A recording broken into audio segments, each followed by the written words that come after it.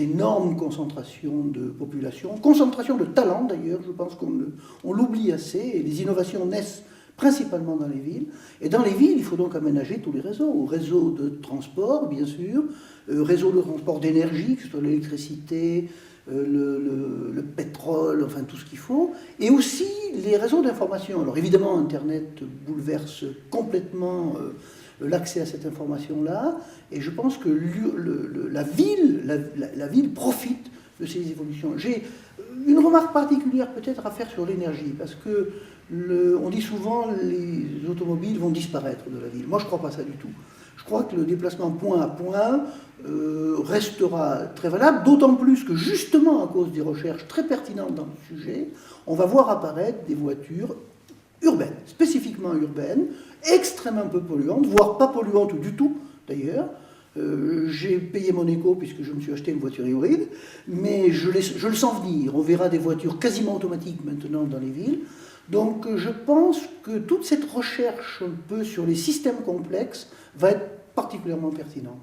On peut dire un mot aussi, bien sûr, des recherches plus classiques sur les immeubles indépendants, économes en énergie. Bien entendu, c'est une nécessité absolue.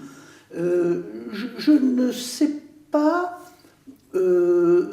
jusqu'où ça ira, mais les perspectives me paraissent très, très, très intéressantes. Je vois apparaître aussi des choses très amusantes, c'est la reconquête de l'urbanité par la production agricole. On voit dans certains pays les toits qui se peuplent de vergers, de production de fruits ou de légumes. Moi j'aime beaucoup ça, moi qui suis originaire d'une ferme, j'aime beaucoup ça.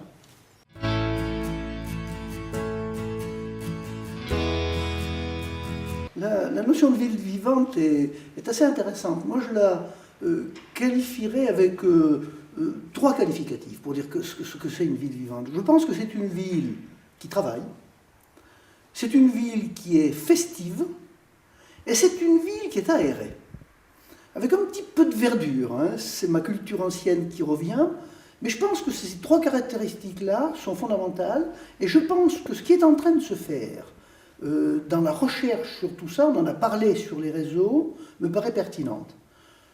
Pourquoi une ville est-elle vivante? Elle est vivante parce qu'il y a peu de séparation entre les trois fonctions. Fonction productive, hein, on se déplace pour aller à son travail, bien sûr, c'est 8 heures, 10 heures, 12 heures par jour. On vit dans la ville, on s'y distrait, on s'y repose. Et je pense qu'une ville n'est vivante que lorsque ces trois fonctions sont aisément accessibles en peu de temps.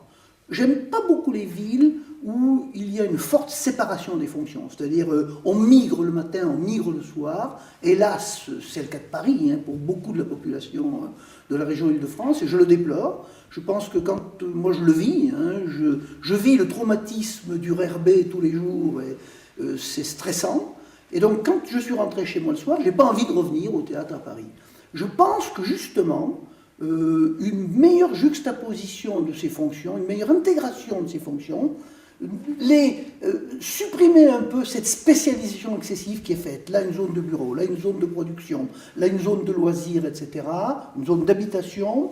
Je pense que tout ce qu'on a dit tout à l'heure sur la simplification du transport, la simplification des contacts, des relations, de la mobilité, est de nature à rendre une ville agréable et vivante.